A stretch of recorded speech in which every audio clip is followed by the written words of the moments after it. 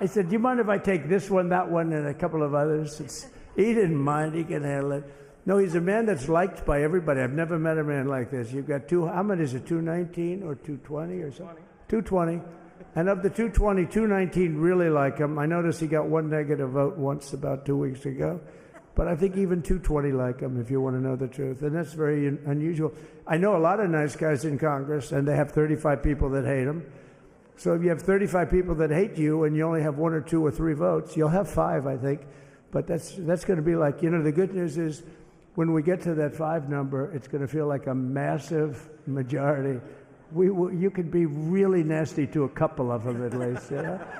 So it's going to feel like hitting your head on the wall and stopping. It feels so good to stop. But he's done a fantastic job. And Steve Scalise he's our hero because, I was with him. You talk about being shot. I was with him. He got some bad ones, and his incredible wife, and she really loves him. You never know about that. I've been with other people. They were doing poorly, and the wife is like looking at her watch. She can't get out of the hospital fast enough. How's he doing? Oh, I don't know. He's all right. That woman was a mess. She was crying and crying. No, they're going to take him. They're going to take him. I told Steve when he finally woke up, it was a while, too. The doctor told me it was the most blood they've ever transfused in any patient. They've never done anything like it. And here he is, the picture of strength, right? And he's been a great friend of mine, right? With a family, because of a family. And what a job you did. It worked out pretty much better than we even thought, right? And I did have a couple of things, to say that were extremely controversial. And between J.D. and Melania and anybody else that heard, please, sir, it's such a beautiful, unifying speech. Please, sir, don't say these things. I said, I'm telling you, it's going to play great. They say, you're right. For this group of people, it's going to play great. You're the only ones I hurt by not, but we had some beauties, didn't we, Melania? She said, sir, calls me sir when she's angry. No, I'm only kidding. I better say I'm only kidding, or the press is going to pick that one up loud and clear. No, but she said, no, I think it would be terrible. It's such a nice speech. I think it's, it all depends on your delivery. How was the delivery? Was it good? But she said it's such a beautiful speech. You can't put things in there that you were going to put in. And I was going to talk about the J6 hostages, but you'll be happy because, it's action, not words that count. And you're going to see a lot of action on the J6 hostages. See a lot of action. And I was going to talk about the things that Joe did today with the pardons of people that were very, very guilty of very bad crimes, like the Unselect Committee of Political Thugs, where they literally, what they did is they destroyed and deleted all of the information, all of the hearings, practically not a thing left. They deleted all the information on Nancy Pelosi having turned down the offer of 10,000 soldiers. You wouldn't have needed 10,000. You could have had 500, and it would have stopped. Because we may have had 1 million people that day, the people that were there. You don't see any photographs, but we have a lot of great photos. But you don't see those photographs. They don't put them in. They show the people at the Capitol. But I was talking about that. I was going to talk about that. They said, please don't bring that up right now. You can bring it up tomorrow. I said, how about now in front of I'll bring it up right now. This little time delay is good because we're getting great reviews on the speech. Now watch. They'll take the speech and say, I didn't like it because he left there and he's talked to people. But we're giving you a little more information than we gave upstairs. But no, they pardoned a lot of people. They pardoned, before we even get to today, they pardoned, 33 murderers, absolute murderers, the worst murderers. When you get the death sentence in the United States, you have to be bad because they don't give it much. And he pardoned almost everybody having a death sentence. And if you went through the crimes that were committed. You wouldn't even believe them, the level of violence, the people that were killed, the innocence of people that were killed, and children killed by these people. And he pardoned them for whatever reason. He spared them, but they didn't spare the people that they killed. And who knows what happens in the future. It's one of the worst because a lot of times they let them out early after that. They say you're going to be in for life, but then all of a sudden they get let out for good behavior, and then they go on a rampage. It's one of those little things, right? But I was going to talk about that. But I was really going to talk about the level of, what's going on. Why are we doing this? Why are we trying to help a guy like Millie? Why are we doing Millie? He was pardoned. What he said, terrible what he said. Why are we helping some of the people? Why are we helping Liz Cheney? I mean, Liz Cheney is a disaster. She's a crying lunatic and crying Adam Kinzinger. He's a super crying. I never saw the guy not crying. He's always crying. I looked at him. I remember years ago he was actually on my side. And then one day, when you don't want to kill people in wars, they turn against you. Liz Cheney hated the concept of not going to war with everybody. Let's kill everybody. Let's spend a lot of money on military equipment, where her father works, right? And but what she did was incredible. Think of it. They destroyed and deleted all of that information that went on for almost 2 years against Trump. And the reason they did, because it was all false. Like the person that said, I tried to strangle a Secret Service agent. That's one of the toughest human beings I think I've ever seen. I actually had a friend saying, please don't change that, sir. You are the coolest sucker in history. Remember, she said, I put my hands around his neck because he wouldn't go to the Capitol. Made up fiction. And I was rebuffed. And the guy on the right is a massive weightlifter, probably stronger than me. Do you think he's stronger than me, honey? You know who I'm talking. Possibly stronger than me. Slightly younger than me, like, I won't say how many years because I don't want to talk about that, but a lot of years. But I had a friend that said, why are you disputing that story? That's the coolest story I've ever heard. That I would attack a karate champion, get slightly rebuffed, and then throw my arms around a guy with a neck about this big. Even though there are bars, there are bars, you can't really do that anyway. So I wanted to talk about that. But all of that stuff got deleted. And the reason it got deleted is they were all caught in lies. Secret Service testified, and they said it didn't happen. Actually, the two guys were very embarrassed. They're suffering because their friends are saying, did Trump really do that to you?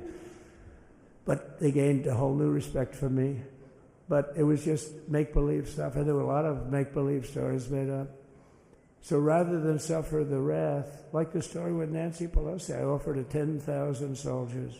She knows it. She admitted it on tape that her daughter made. She's a videographer or whatever you call her, which I'm glad she is. Oh, she can't be in good stead with Nancy. But Nancy said it was my responsibility as she's leaving the Capitol. She said it was, and it was. She's in charge of security at the Capitol. But I offered them up to 10,000 soldiers, even more. One time I said more, as many as you need. But you needed 400 or 500. If 4 or 5, you 10,000, that would be more than the number of people there by lot. But we offered her 10,000. Think of it, 10,000 soldiers. In other words, J6 wouldn't be J6. There would have been no J6. But she rebuffed them. She didn't like it. No, she didn't like it. Maybe she wanted that to happen. But she's guilty as hell. And now we would have to go through the process because they destroyed all evidence. They deleted everything. There's virtually nothing left. The other fake story and so many other fake stories. And many people came out on our side. And those people now, we've got to find them. There's nothing left. So that's a criminal offense. If that were a civil case, it would be a criminal offense. If that happened civilly where you did that, it would be a criminal offense. So I decided I'm not going to make this speech complicated. I'm going to make it beautiful. I'm going to make it a unifying speech. And then when they said we have a group of people that are serious Trump fans, I said, this is the time to tell those stories.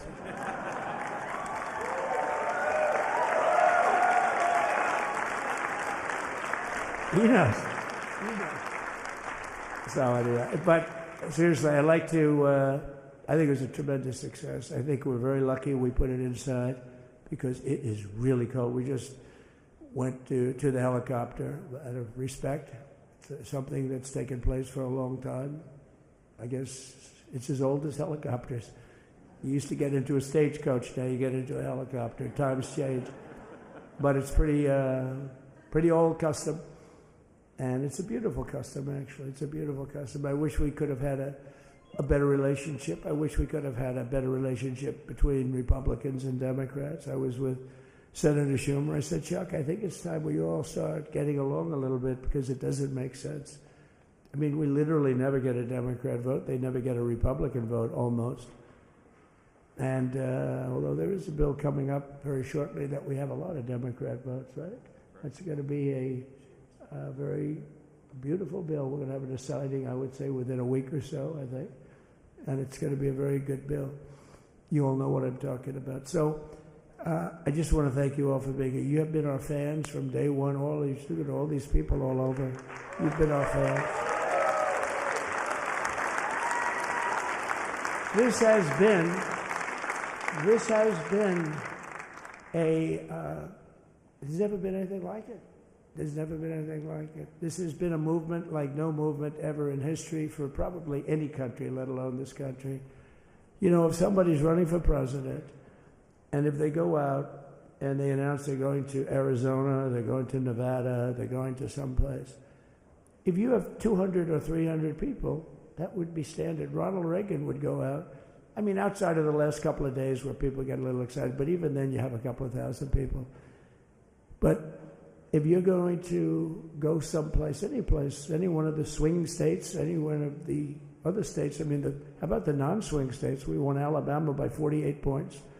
We won Tennessee by massive numbers. Wyoming, we won by numbers that are, nobody's ever seen numbers like that. And, you know, places like California, we did great, but when they send out like 38 million ballots, nobody knows where the hell they're sending them, and then they come pouring back, the whole thing. You know, they passed a law in California that if you work in an election bureau and if you so much as ask for a voter ID, if you say, sir, ma'am, could I please look at your voter ID? They have the right to put you in jail. You're a criminal. Can you believe that? There's only one reason that happens. They want to cheat. So they had it where voter ID wasn't accepted.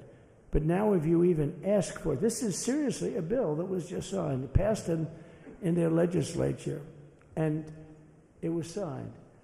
And I think when we get things cleaned up and we get back to a little bit of normalcy, I'm going to ask the Speaker to really get involved because I think we would have won the state of California because, you know, if you look at my numbers with Hispanic, we're at 56%. And we won the Texas border that had never been won, as the governor said. He's doing a good job, the governor, by the way, of Texas. But as the governor said, it hasn't, oh, did I get lucky? Did I get lucky? Supposing I said, you know, he's not here, but the governor of Texas has done a terrible job. Wow, look at you. You mean we couldn't get you up in the front row? I'll tell you. Supposing I said, J.D., the governor of Texas, he's not doing his job. You heard what I said. See, I didn't know you were there. I said he's doing a great job. He's doing a phenomenal job. But now you're going to have a partner that's going to work with you because you didn't have, not only didn't he have a partner, he had people selling the wall, right? We have a fence structure that we worked on, the governor worked on with me. And I didn't love it, to be honest with you. I wanted a nice precast concrete, you know, 40, 50 feet high, like a beautiful, could have been a T-shape, Y-shape. I love construction. I wanted that sucker to go up maybe 50, 60 feet. It would have looked beautiful, a nice Y shape.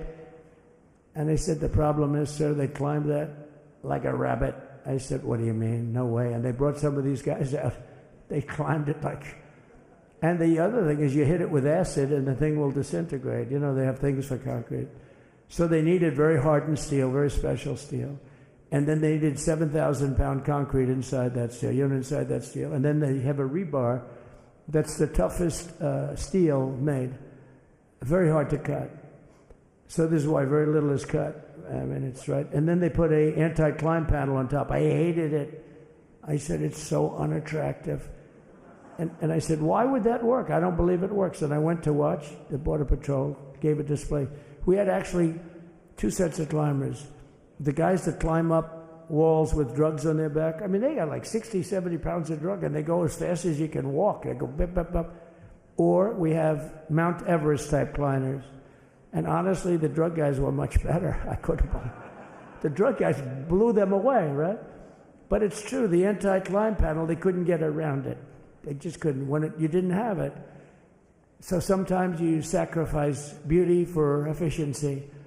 And we did. So we built this wall, and we built over 500 miles of wall. That's why we had such good numbers. The famous chart that came down, very thankfully, the chart that came down on my right, Governor. Had I not looked over there, I'm not speaking right now. You might be speaking here. You want to know the truth? You, JD, have got a lot of great people in this party, but I got very lucky. But we had the best numbers we've ever had. But I bought, what happens is when you fill it up, it's like water. You fill it up. Now we have 571 miles of wall. And they would always say, when we renovated a wall, so there'd be like a piece of plywood sitting there for 60 years, or a 2x4 sitting for 60 years on the ground and rotting.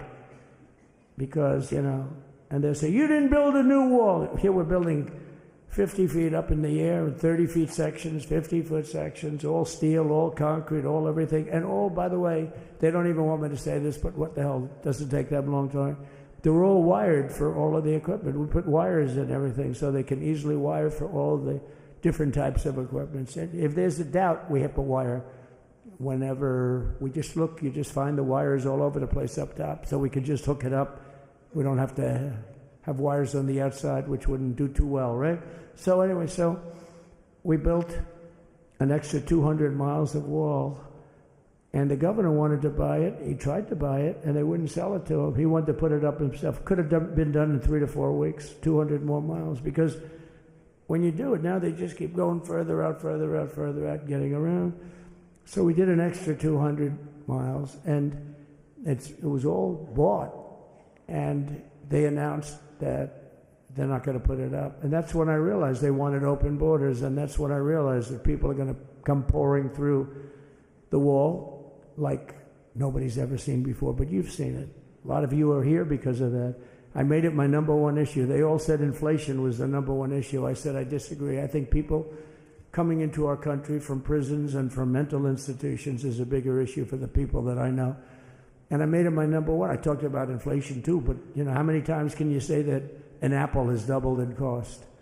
I'd say it, and I'd hit it hard, but then I go back to the fact that we don't want criminals coming into our country. We don't want the jails of every country in the world virtually being deposited into the United States. And that man had to suffer with it.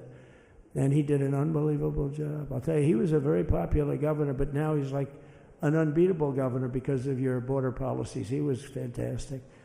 And he really was. So.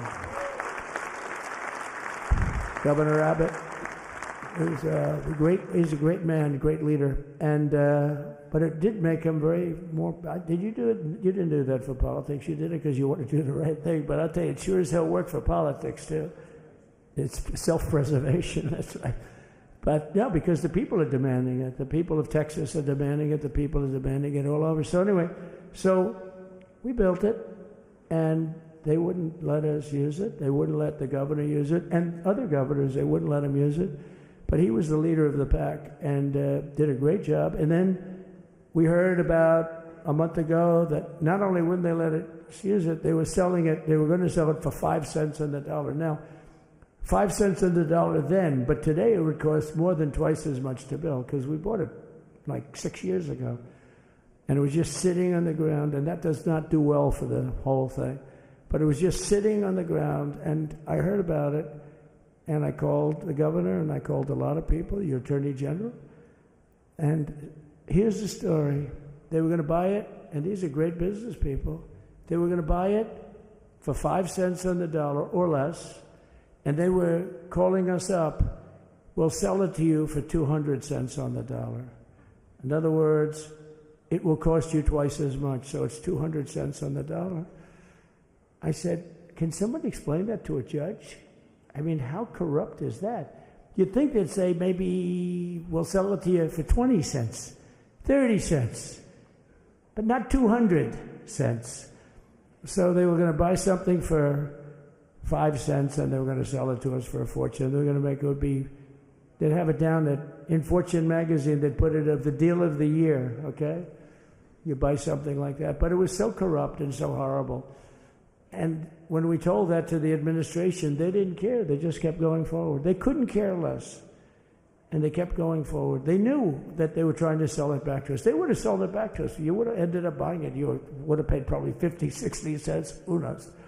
But they were going to use it for scrap metal, but then they made a much better deal. They could just buy it and sell it to us for 15, 20 times what they paid. 20 times, think of it, like 20 times what they paid. And we wouldn't let it happen. And the governor with his attorney general, Ken Paxton, they made a fantastic, a good lawyer. He's pushed around pretty good by people, right? I said, you got a great attorney general. They should leave him alone. He was with me. But Ken and the governor went to court, and a judge actually became incensed and actually called for an investigation. How could a thing like this happen? So he stopped it. So we're waiting to put that wall up. And now that you have a new president, that wall will go up so fast. The governor will complain, sir.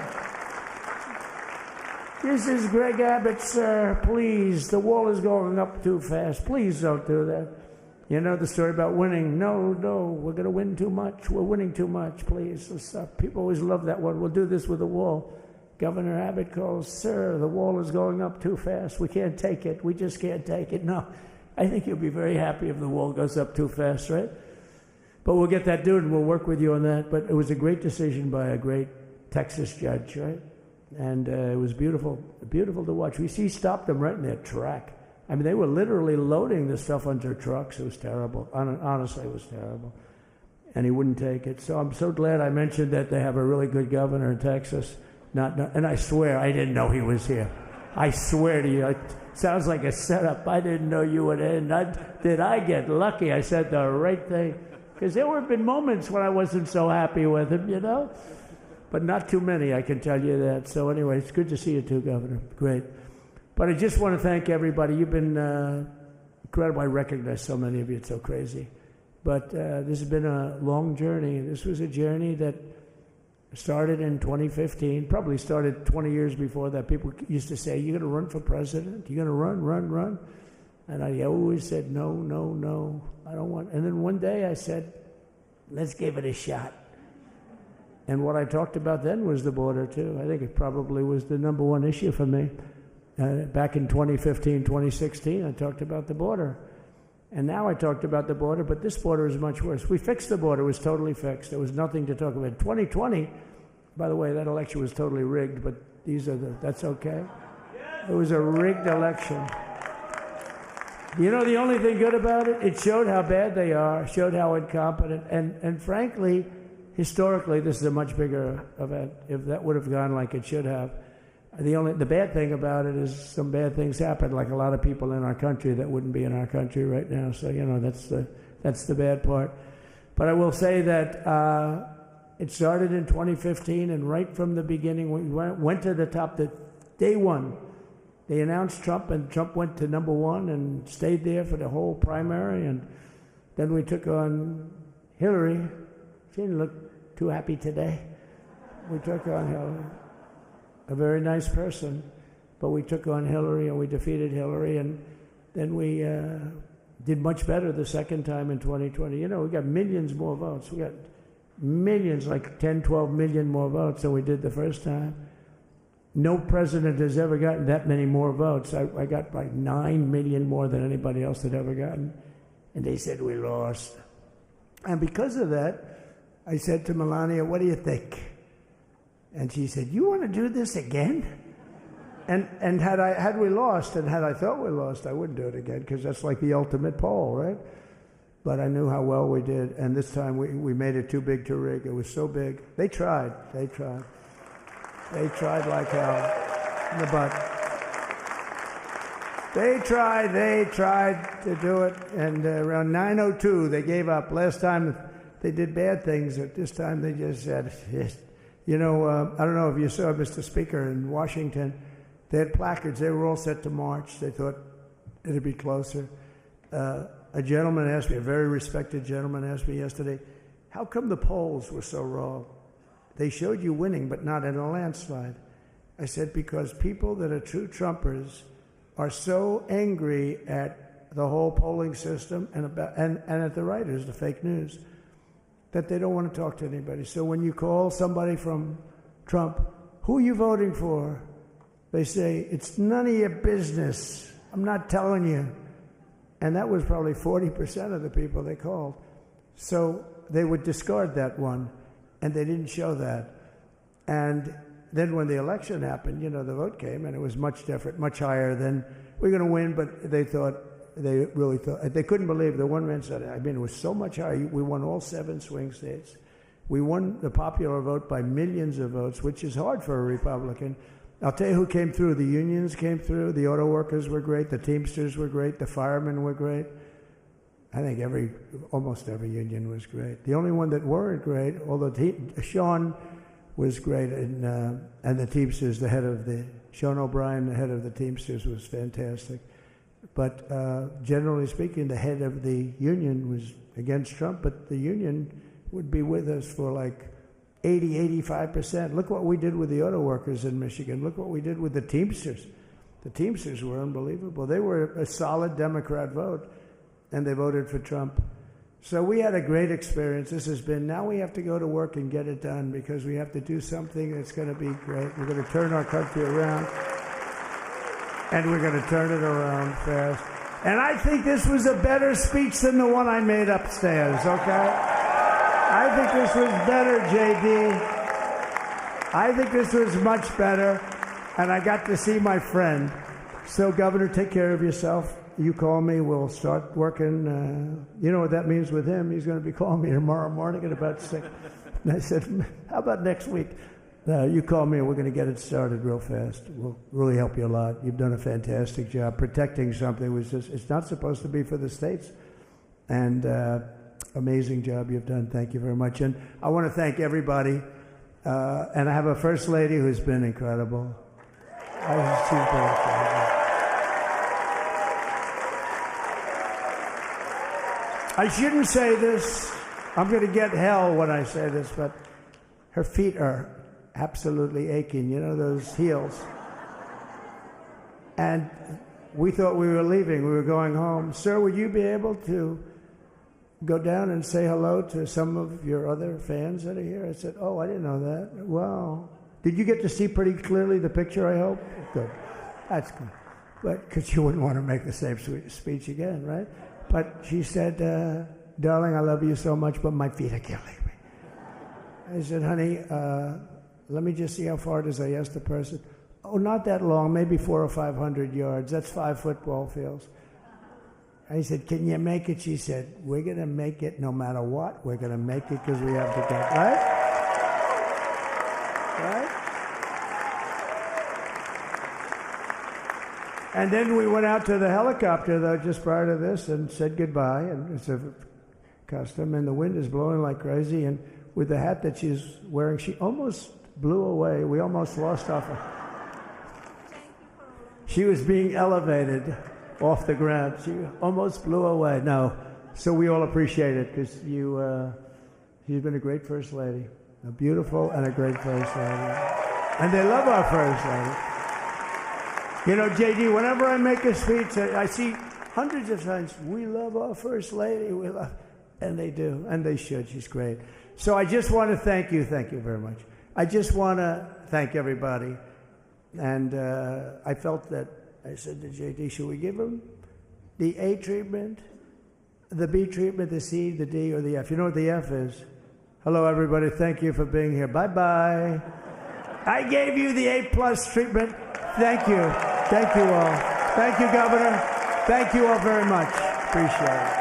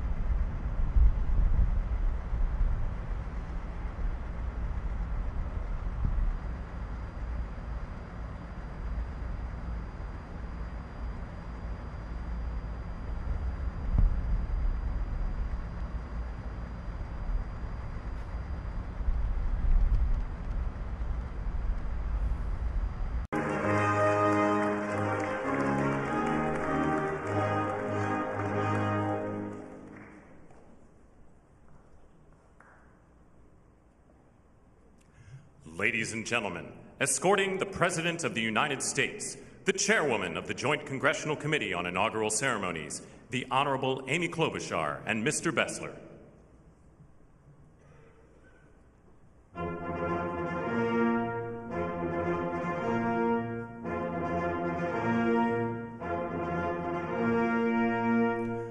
Ladies and gentlemen, the President of the United States, the Honorable Donald John Trump, and Mrs. Trump.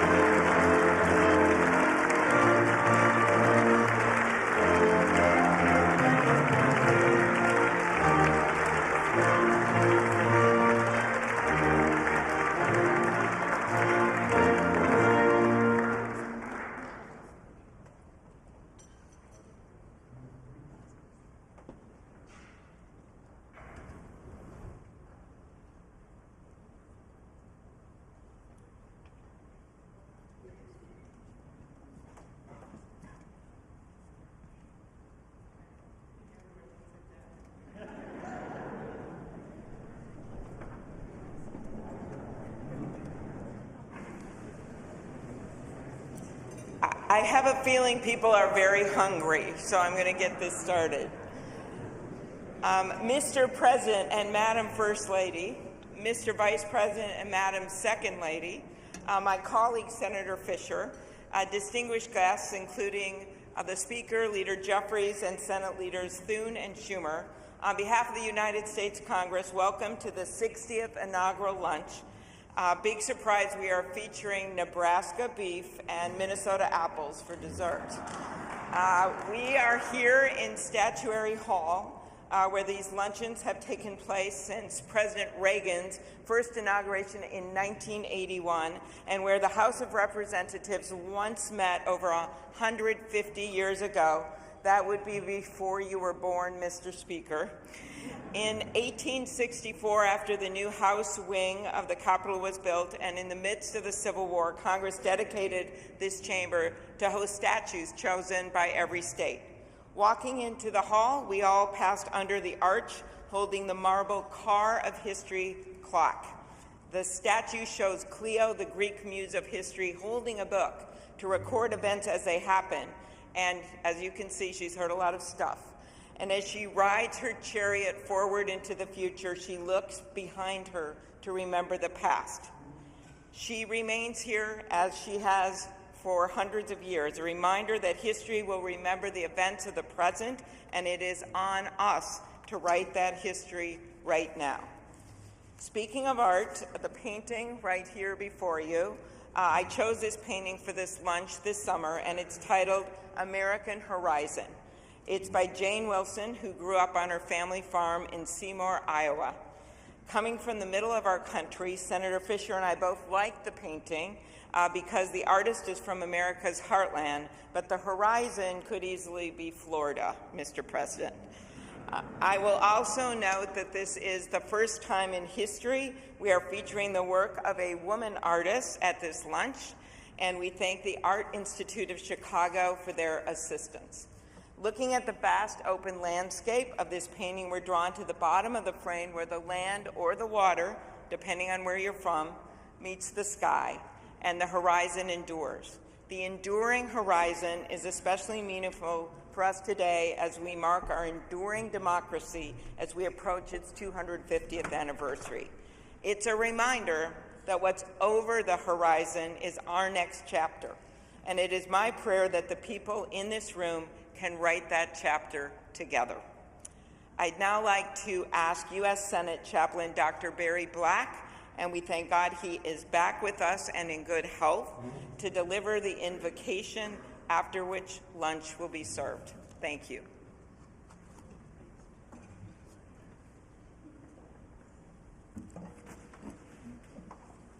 Let us pray. King of kings and Lord of lords, whose kingdom is above all earthly kingdoms, and who judges all lesser sovereignties. Look with favor upon President Donald John Trump and Vice President James David Vance. Empower them with the wisdom and courage needed for our times. Protect them from the vicissitudes and challenges that obstruct the making of a world of justice, peace, and righteousness.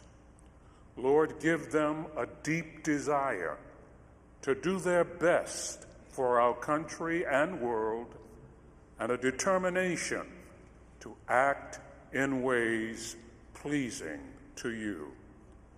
Preserve their families in health and strength by your grace and power. Bless now this luncheon as each of us finds your grace sufficient for every need. We pray in your sovereign name. Amen.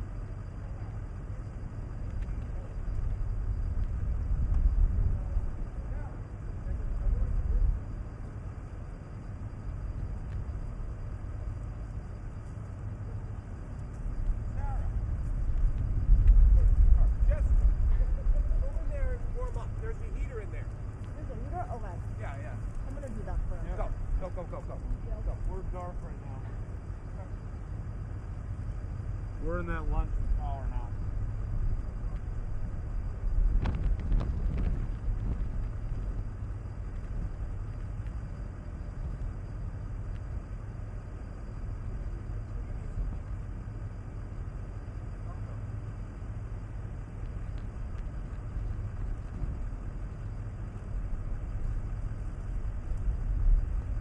All right.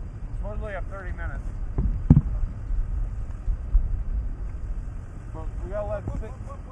We gotta let 6 know he's hot. And 7's hot. No camera operators. Yeah. They're just lying. No one's gonna take them. But they're just showing stuff. Let me go let him know. Hey, Tom. We're dark.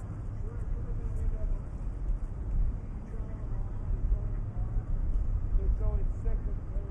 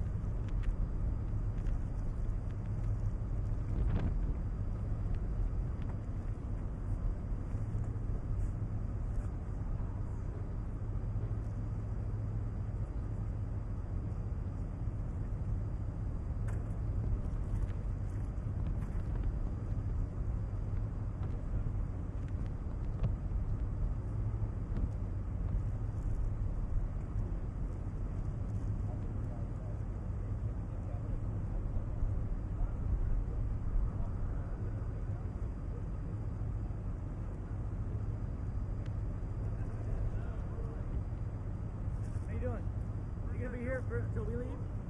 Amy right here until we leave? Okay. So we're, full NBC full for all the networks?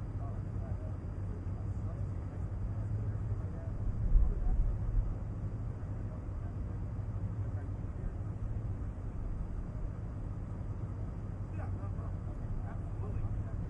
Yeah, no, we're my camera off. I didn't want to leave you on credit, so I'm standing by. Okay, good.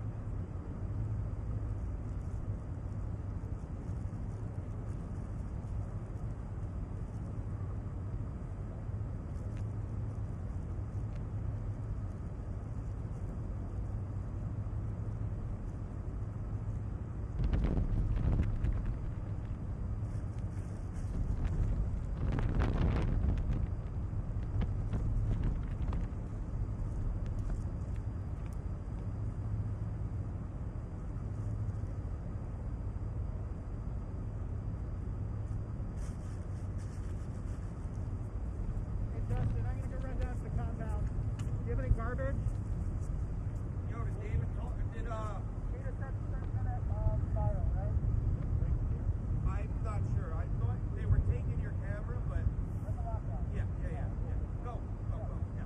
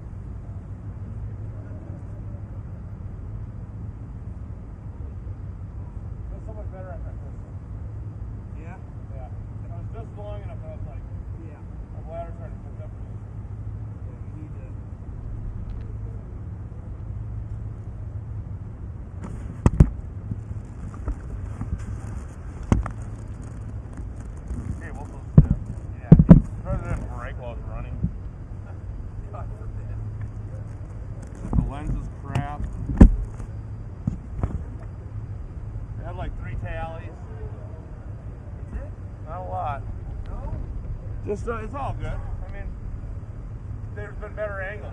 I never have a problem if there's a better angle. Right. Like I said, my shot to the helicopter is nice. Yeah. But the tight stuff's better off at 7. The relationship of the chopper taking off with the capital is better for 6. Right. But you see the little lift off on me, you see a little bit of the air. Yeah. Get a sense of it.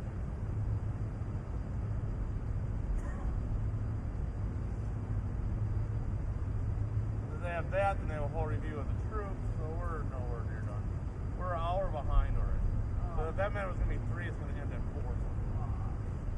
I mean, they have all those people sitting in that arena waiting an hour plus. Getting drunk. Yep. Drinking, right? Yep. He wants to do some dancing. Party. I'm gonna go over here. I wonder if someone important's coming out. Huh? They just gave a thumbs up.